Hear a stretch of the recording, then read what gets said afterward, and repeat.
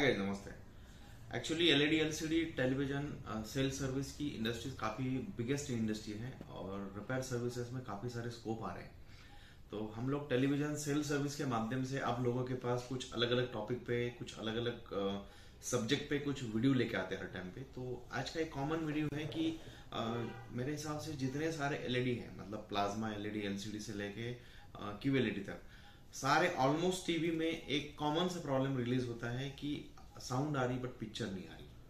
तो इसमें कई बार यूजर से लेकर टेक्निकल लोगों को ये समझना मुश्किल हो जाता है कि प्रॉब्लम क्या हो सकता है, उसमें एग्जैक्ट क्या इशू क्रिएट होता है।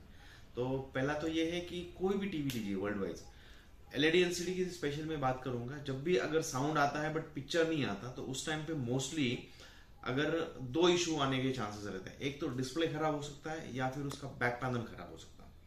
अब ये हम पहचाने कैसे कि उसका बैक पैनल खराब है या डिस्प्ले खराब है। तो सिंपल सी बात है, अगर स्क्रीन के ऊपर हल्की सी ब्लू लाइट, मतलब अगर स्क्रीन को ऐसे टक करके आप देखेंगे, थोड़ा सा प्रेस करेंगे तो हल्का सा पीछे पैनल के पीछे ब्लू शेड दिखाई देगा आपको।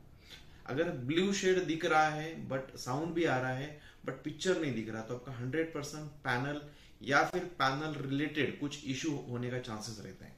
कभी कभी जरूरी नहीं कि पैनल ही खराब हो सकता है, कभी कभी टिक ऑन बोर्ड भी खराब हो सकता है, कभी कभी ये भी हो सकता है कि उसका मदरबोर्ड में से उसको सप्लाई नहीं जा रही हो। बट अगर हल्की सी ब्लू स्क्रीन दिखती ही है तो आपका 100% बैक पैनल सही है, आपका जो फ्रंट पैनल में ही इशू है।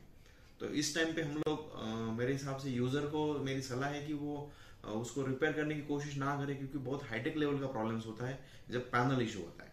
हाँ, एक बार कोई भी यूजर बैक पैनल रिप्लेस कर सकता है बैक पैनल मंगवा के, क्योंकि वो यूजर के लिए भी इजी हो जाता है अगर आपको टेक्निकल नॉलेज हो और आप टेक्निकल चीजों में इंटरेस्ट रखते हो। तो अगर दूसरा सिम्टम्स बताऊंगा मैं आपको कि कभी कभी ऐसा होता है ना कि जब साउंड आती है बट पिक्चर नहीं आता, तो अब सिंपल सी बात है, अपने मोबाइल का टॉर्च ऑन कर दीजिए, फ्लैश ऑन कर दीजिए और स्क्रीन के ऊपर आप पकड़ लीजिएगा नजदीक से और गौर करके देखेंगे तो आपको पीछे की साइड में पिक्चर मूवमेंट होती हुई दिख जाएगी।